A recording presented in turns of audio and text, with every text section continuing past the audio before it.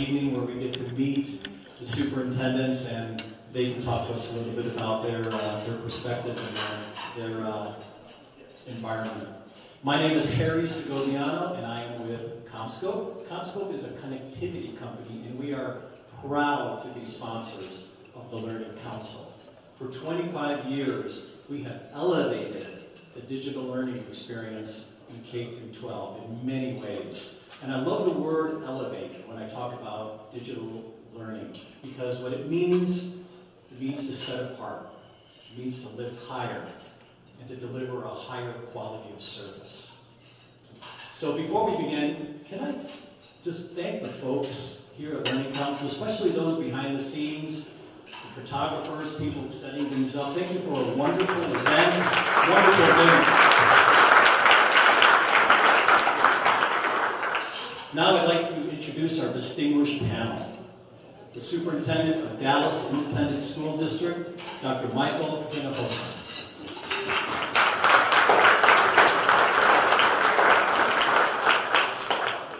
The Superintendent of Chelmsford Public Schools, Dr. J. Lamb.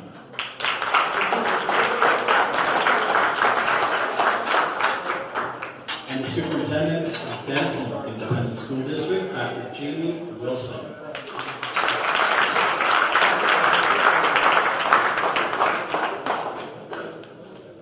Thank you very much, all of you, for being here. And please continue eating. We're just going to have a good time. It's going to be a little casual. We only have 30 minutes for the questions I've got, and we're no way going to get through all of them. So we'll just take them one at a time. So first, the most serious question. On November 12th, Disney Plus launched a streaming service. And due to massive demand, the website crashed several times on the first day. I was one of them. So for the past 7 nights, my wife and I have been watching Disney movies. What is your favorite Disney movie?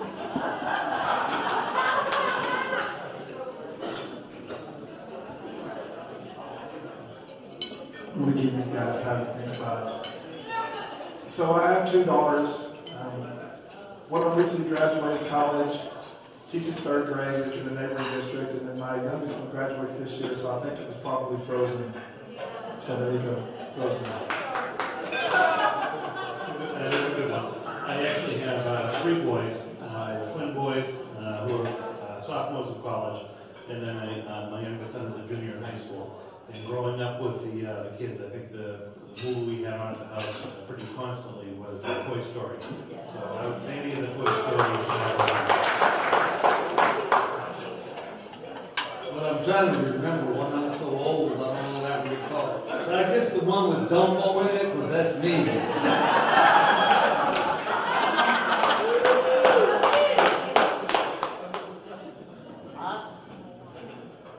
Thank you very much. Okay. Social emotional learning was the #1 developing area for policy according to the Learning Council's latest national survey. What are you hearing about with regards to this, and what do you intend to do? I'll jump in. We're very fortunate that we got a $7 million grant from the Wallace Foundation to take SEL to scale. Now, we've been bringing some things that we're kind of pioneering, but the pioneers get all the arrows, so I'm glad I'm not the pioneer in this one. And actually, we're watching Cleveland and at Austin. They've done an excellent job of taking social emotional learning to scale. We have some treatment group and a control group of schools that we've launched social emotional learning.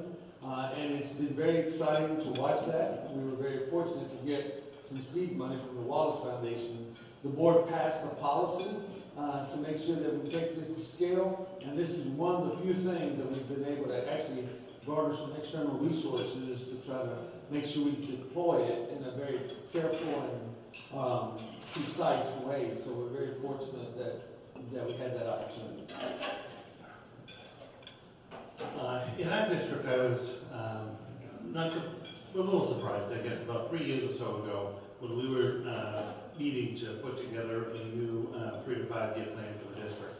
One of the things that really came out of one of the surveys was the need to really address social emotional learning. Our district is a very high performing district. Academics are certainly at the focus of our work.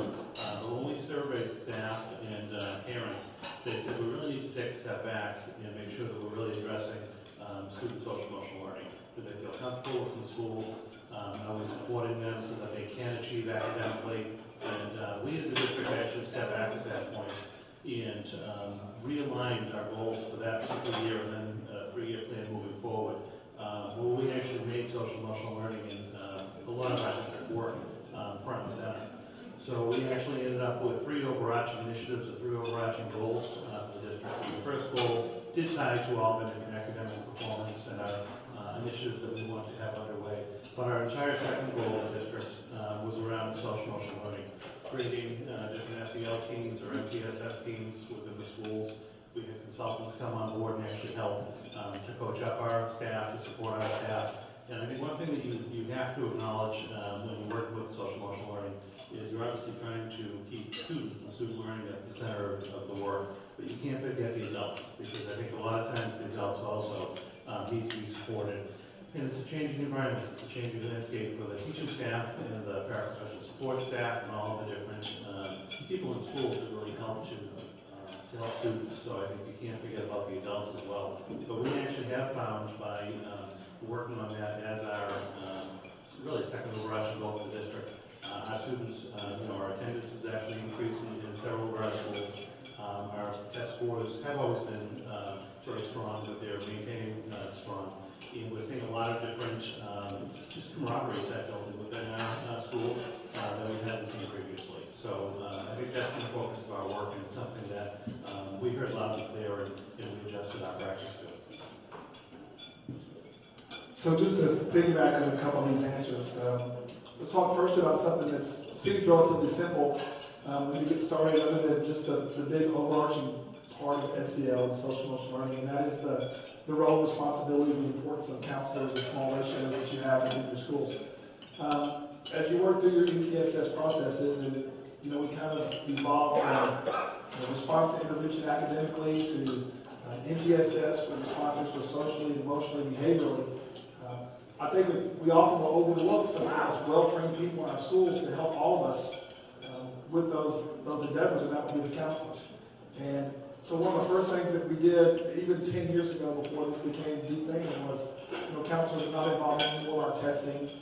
They don't administer any of our state assessments, any of our national assessments.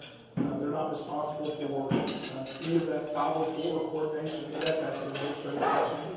So even something as simple as looking at job descriptions of what the people you already have are doing. Secondly to that, I would add just continuing to work on that culture of focusing on the whole child, not just the academic side, but every single reason as to why they may or may not be successful. So I think that goes back to your PLC work, the questions you ask about why kids are or are not learning, and what factors you have to put in place and what things you have to do to ensure that those kids are being successful and recognizing what that might be. And the teachers that are with them 6, 7, 8 hours a day are the ones that are able to tell you more often than not what's going on with them. So having you as a teacher and listening to what they have to say about their kids and their ability to learn, and especially difficult concepts, and then reframing your work to provide time to provide those resources for the kids. Listening to teachers is a good segue to the second question. The complexity of tech and apps is overwhelming for teachers. So Learning Council has been talking a lot about helping teachers focus on their humanity and making tech carry more of the workload in delivering personalization. What are you hearing from your own troops as to being overwhelmed and maybe not getting to really leverage the human qualities?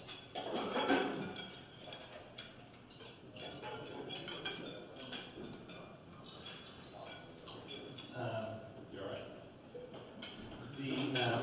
Thank you. All right. We'll focus. Yeah. It's an issue because I think what we hear loud and clear from teachers is that there's just an immense amount. We talked about that earlier on, with data and access to information about students. and how do you actually, work within your individual classrooms, keeping in mind all the different learning styles of the students that are in front of you. You have data points coming in on academic programming. We now have different SEL data points that we look at within schools. And a lot of it is really just helping the teachers navigate and figure out, how they can be best responsive to meet the students' needs.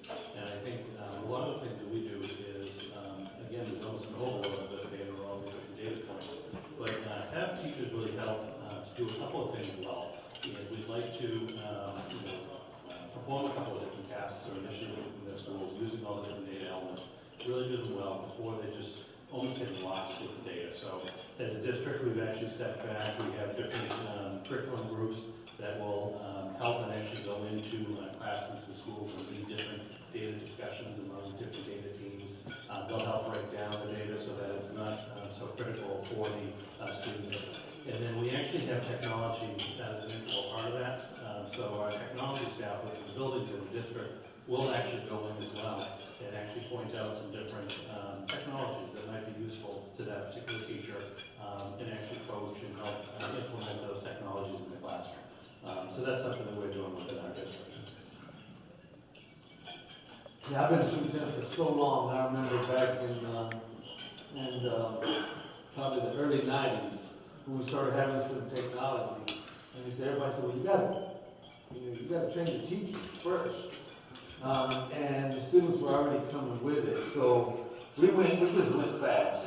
And the teachers eventually came along. In Dallas, we've had quite a turnover in our staff because we implemented a very successful but very aggressive pay for performance plan. And so therefore what that's done is actually flipped our staff, and we have a very young staff. We have 10,000 teachers. But one of the things that I had to do is calm the waters when I came back is that I really believe that culture comes strategy. So we measure and we ask our teachers. Let me just give you a very specific example. 3 weeks ago, a tornado came through and wiped out 3 of our schools. And we moved 3,000 students in 36 hours and moved to different schools. Chicago's having a teacher strike. And so when we go to move these kids, I go to these campuses, and our teachers are on their knees putting desks together. And so our culture is that kind that, well, we realize, and you know what, some superintendents like to beat up on teachers, but I love teachers so much, I'm married to 2 of them. At different times. But, and I kept the best one.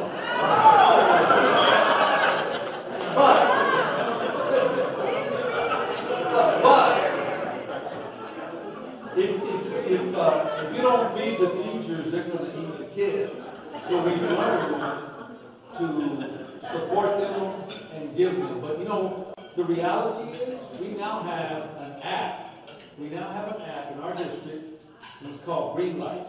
So every kid in high school has all their transcripts on this app. They have all their college applications on this app. They have their internships on this app. And this stuff's not going away. And so when they end up class, everything is on an app. So if our kids have all of this and our teachers are foreign to it, we just got to find a way to show them, train them, support them, but make them realize this is not going away. And if your kids have these tools and you don't even know what they are, then how are you going to help them be successful? So it's a fine line, but you know there's a whole lot more teachers than there are administrators, so you got to be nice. So, you know, it's Dallas ISD and Denton ISD, so it's big D ISD and little D ISD. So we just kind of make that happen around here, but I think it can be overwhelming for our teachers because there's so much out there. And one of the things that I think adds to that is our teachers, for the most part, I'm talking about for the most part, they really want to search for the very best thing to help the kid in every situation. We as leaders have to have that positive supposition that that's what they're trying to do. And if you have that positive supposition, then it allows for you to support what they bring to you because they're searching for things that will help their kids. The number one thing that I hear from them is they want it to work. Right? When they sign on, they want it to work.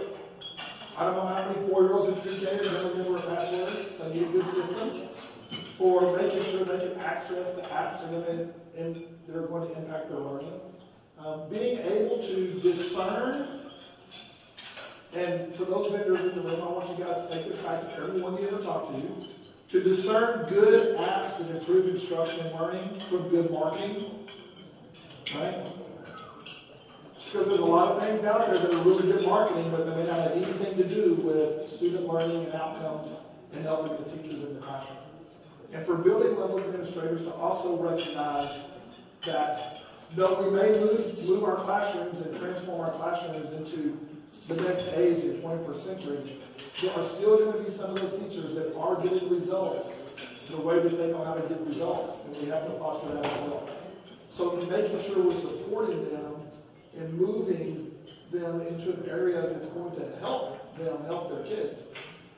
At the same time, not overwhelming them with so much new that they don't even know that they weren't doing what they were doing first right. Sometimes you keep changing, you never know what went wrong. So that's kind of how we try to support them on that.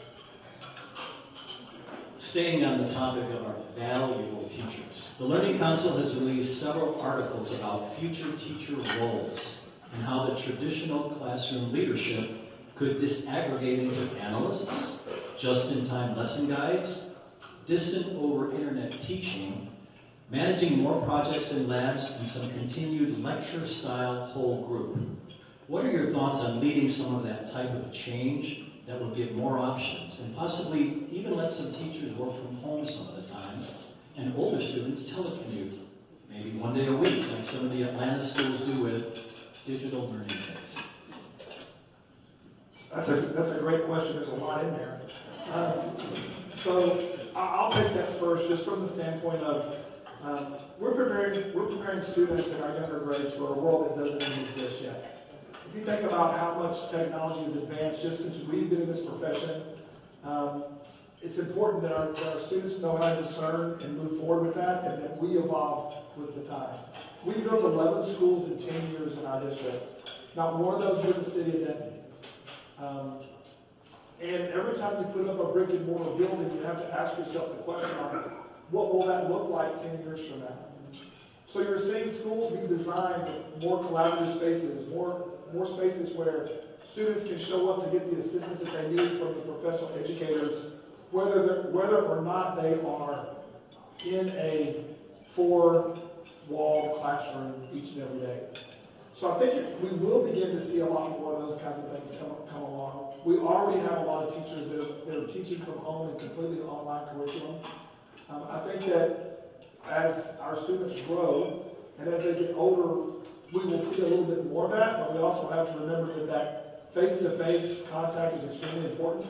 That blended model, we see them some, and we don't see them some, is probably really good when they're younger, until they grow up a little bit, get more mature, and understand a little bit more about self-direction in their learning.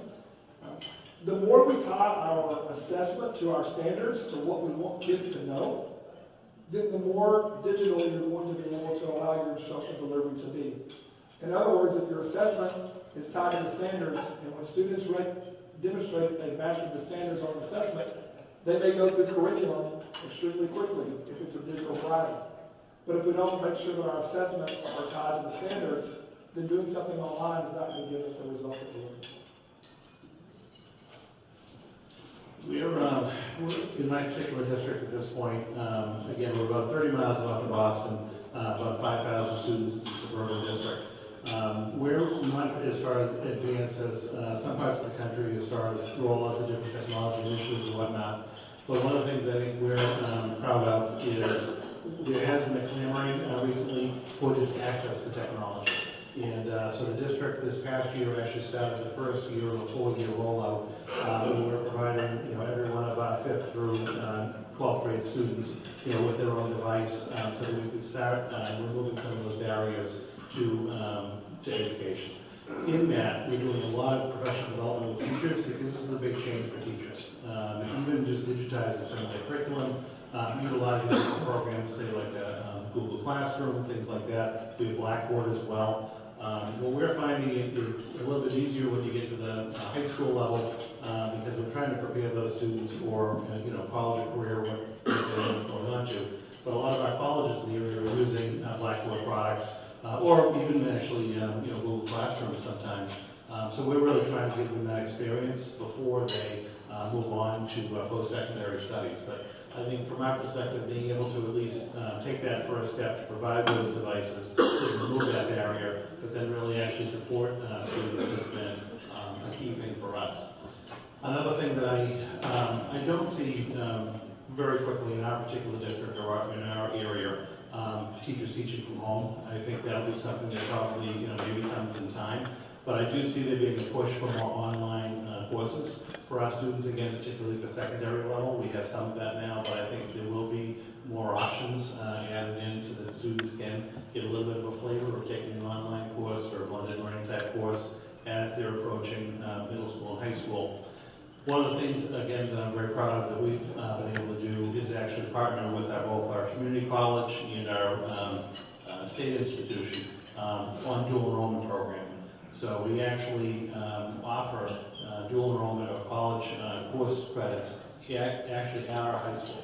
So we used to have a situation where students would actually have to go to either the community college or the local college and take courses, but we actually have partnered to have all of our staff at the high school who teach these select courses be adjunct faculty at the colleges. So students actually during the regular school day are able to take meet their high school graduation requirement, but also then get 3 or 6 college credits that transfer directly into the system. We do it at a really reduced rate for them. And they're already getting that college experience before they even leave high school. So that has been something we've also been able to do with, again, that access to technology that we're pushing in Chelmsford.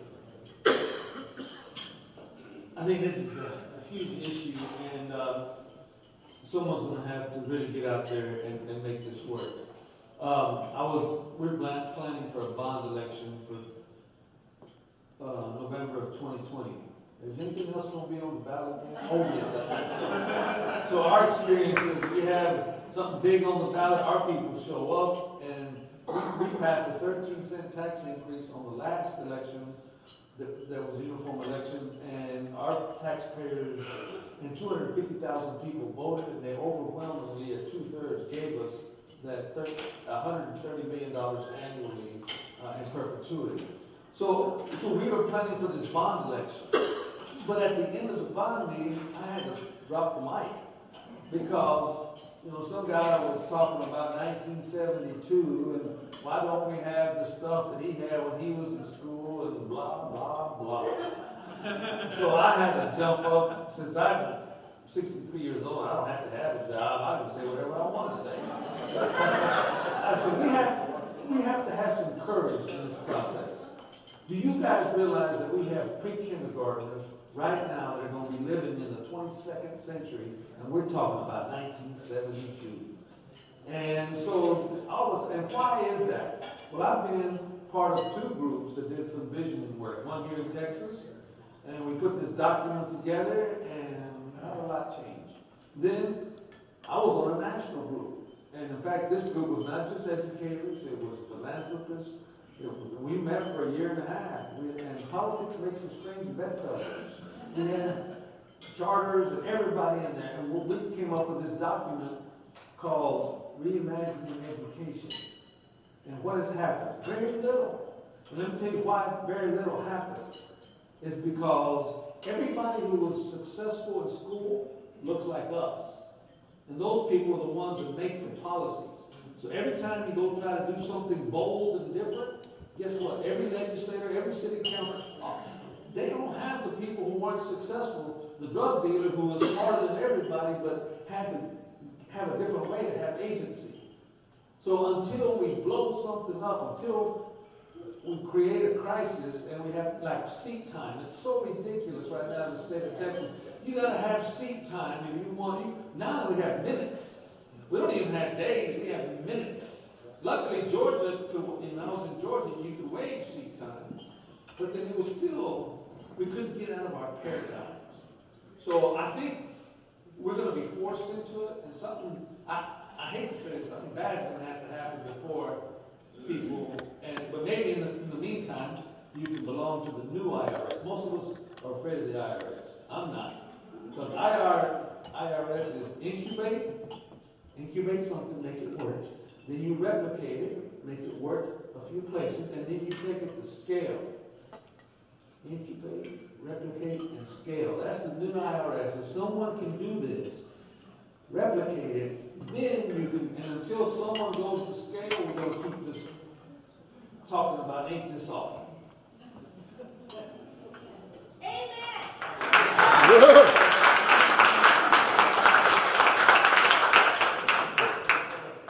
This next question will take us into your classroom of the future. What do you see in the future with workflow, Uber-like algorithms putting content and teachers just in time for each student?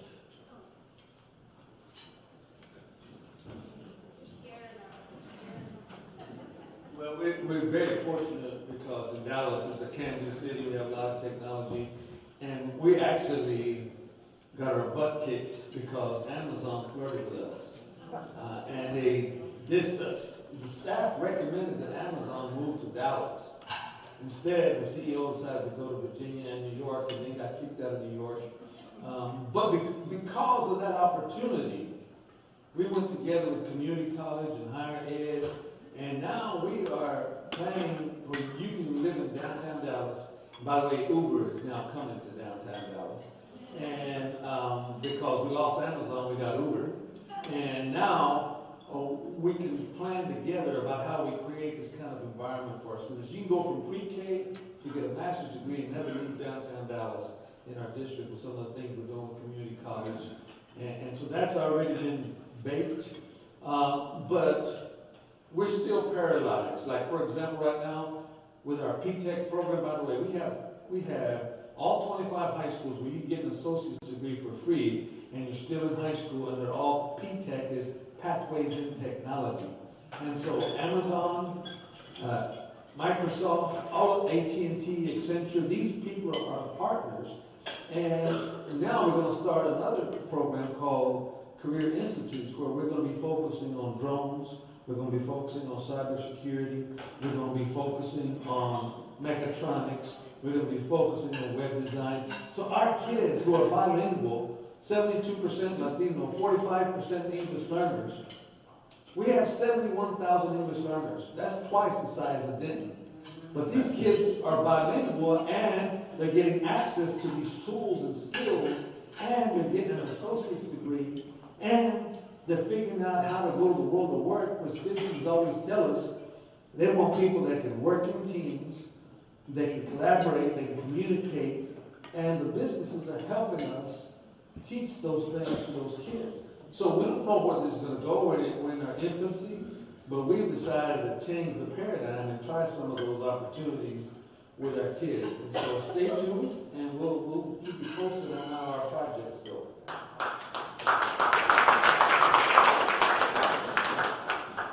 I think on this one, for me, it depends on the management type issue, where we have to make the available data, so if we're thinking of an Amazon type thing, we have to make it just easy for teachers. And again, we have so many different data points, so many different ways that teachers can actually get information. We don't have the systems set up behind the scene, like your Amazons or Ubers and things like that have, to really break down the information and give it to teachers at the time when they need it. So I know personally in our district we're always struggling a little bit when we want to make advances outside of the existing confines of the school or the setup that we currently have. But I think it's going to take that type of support behind the scenes to really make teachers' lives easier so that they have real-time information in front of them.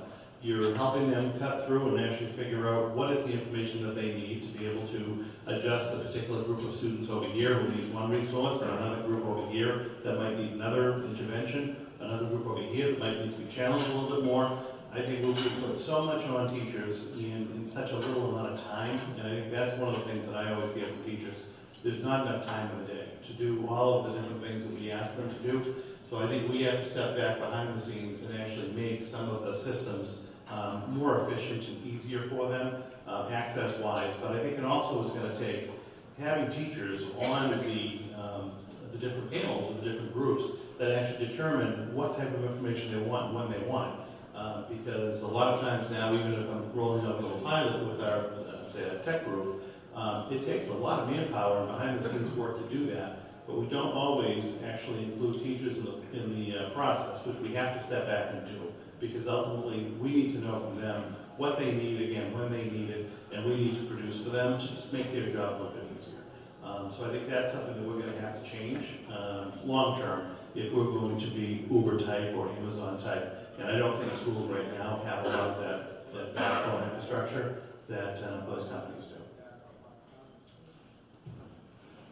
So this is a very interesting topic from a wide array of perspectives. The first one being, until we can get our policymakers to stop making decisions based upon the results of high-stakes testing, it's going to be increasingly more difficult for most people to shift the way they instruct their students. We're very blessed in Denton that we have a very good board that's supportive of innovation and creativity and doesn't put all of the emphasis on a one-day test. But if you want to deconstruct what goes on in classrooms each and every day, then we're going to have to figure out ways to assess our students as we go along without it being just on one day. Second to that, nobody likes accountability or wants accountability any more than I do. But it's making sure that kids grow and learn each and every day more than they learned the day before to something that's going to matter when they leave us. And the way that that's going to happen is when we have business and industry at the table with us about what our students need when they leave. Michael talked about Amazon coming or not coming, or flirting or not flirting, and yes, we're coming, no, we're not, we're going to dish you twice. We went through all that, right? But what that means is we have to make sure that we reflect on what product and what workforce we're putting out as a school system, as a region. In this area of North Texas, we are growing so rapidly. I believe that we said at our meeting Thursday, Michael, wasn't it that one person's born in this area every 4 minutes? Every 4 minutes, right? Someone new is here. Which means that it can't be like it was in 1972 or 92 or 2002 or even 2022. If you look at your device, the device you have in your pocket or on your table or in your hand right now because you're tired of listening to the superintendent's talk, somebody said, we're going to have dinner and then we're going to listen to the superintendent's talk. I was like, that's exactly what everybody wanted to do on a Saturday night in Dallas. You know, everybody's got their life on that. Yeah. So, but that's the most antiquated device our kids are ever going to have. It's the most antiquated piece of technology and equipment that our students are ever going to have.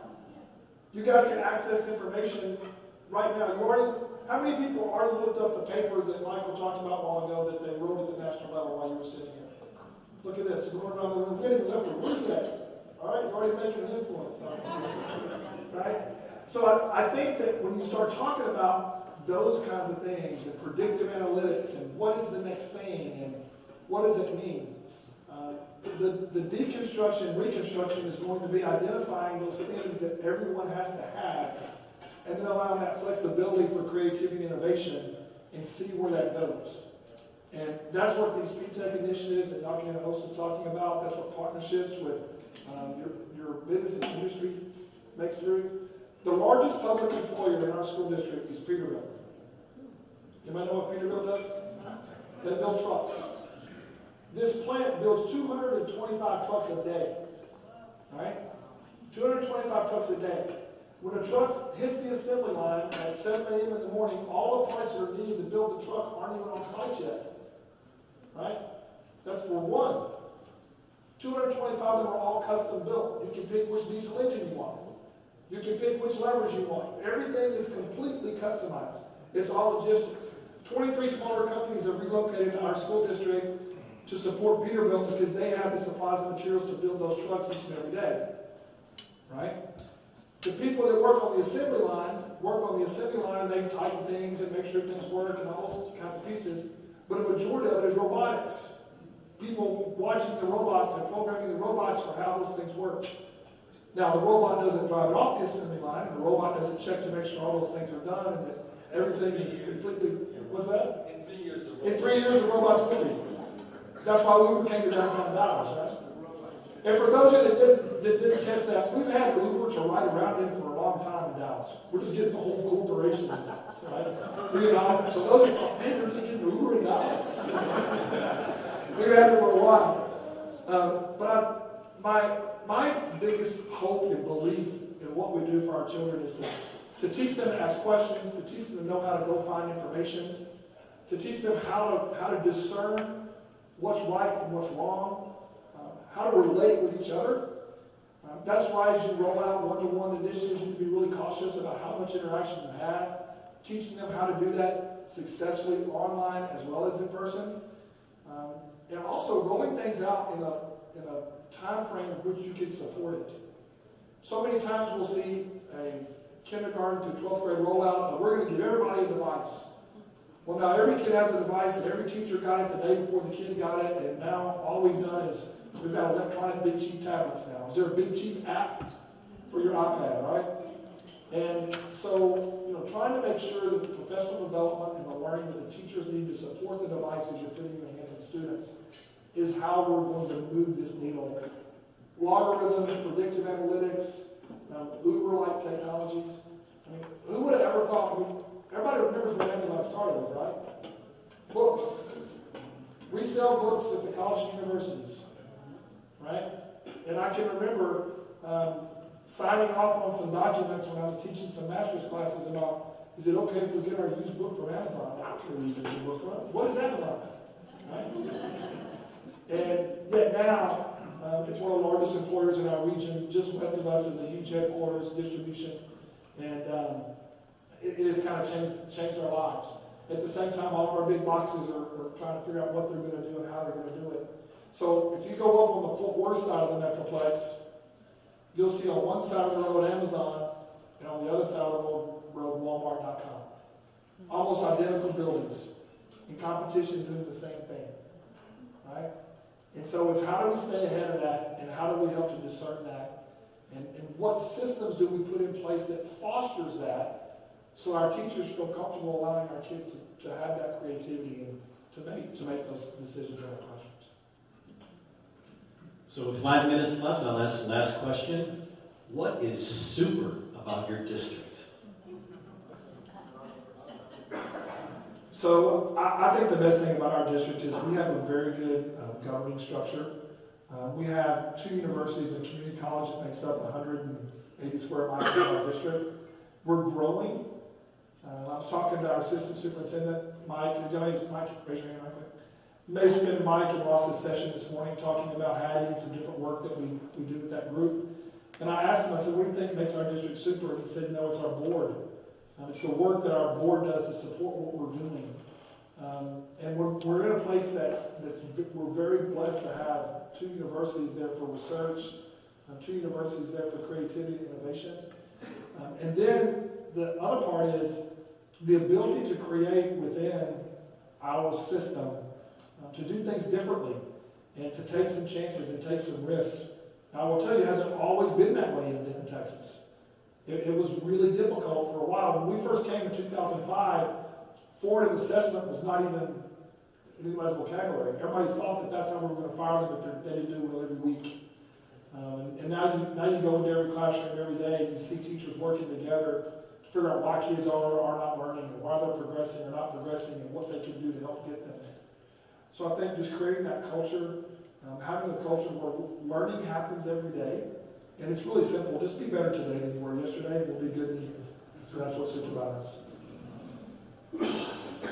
I think for me, I guess for everyone, it really comes down to the people in your districts. And we have just an incredibly dedicated group of support staff for our kids. Our kids are great in every school district, but we truly have a caring community of teachers who are willing to take calculated risks, and I think that's important, that they will try new initiatives. We live in a great part of the country. We're surrounded by some of the best higher education institutions that will actually come in and do some work with us in schools. We can access them for professional development opportunities for our teaching staff. We have supportive community members. In our community, where Lions is the lion is our mascot, but we have a huge pride initiative. And we just have a tremendous amount of pride in our community, for our students, for our staff, but I think, again, they will go above and beyond in our community. And it does really fall on that, because if you want to successfully implement any type of initiative, you've got to be able to get buy-in, you've got to be able to get support. We have that at all levels of the organization, and the community is a huge, huge supporter of our school district. And I can't imagine working in a community where that was the battle you had to fight to actually get people on board with initiatives. I think we have that. It makes the daily work, which is very difficult work, but it makes it doable. It makes it enjoyable, and you can actually see progress, and you can see results.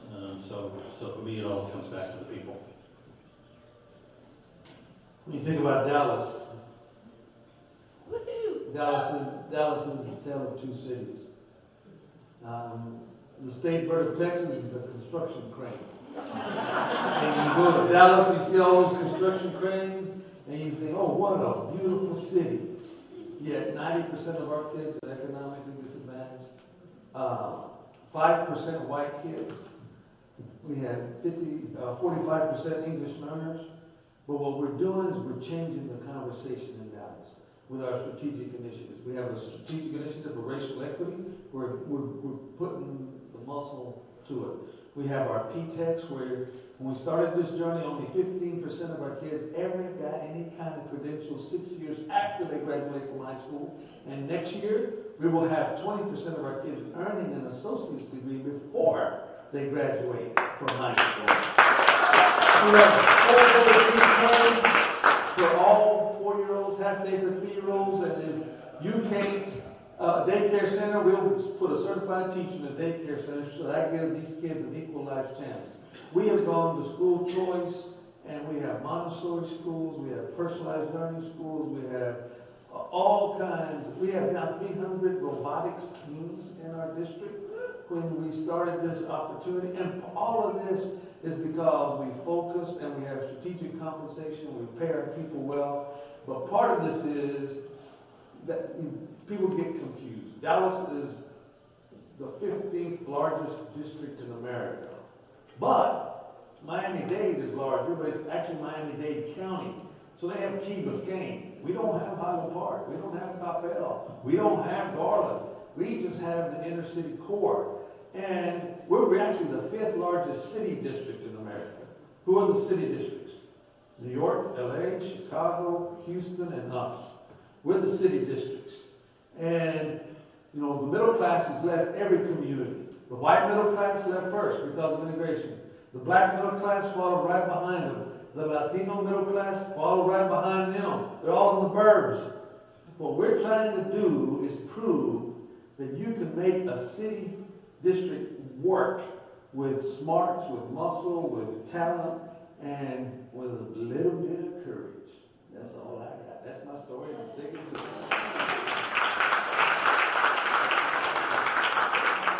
Well, on behalf of everyone, I'd like to thank you so much for joining us today. It truly was a pleasure for you three to be here. Let's give it up for them.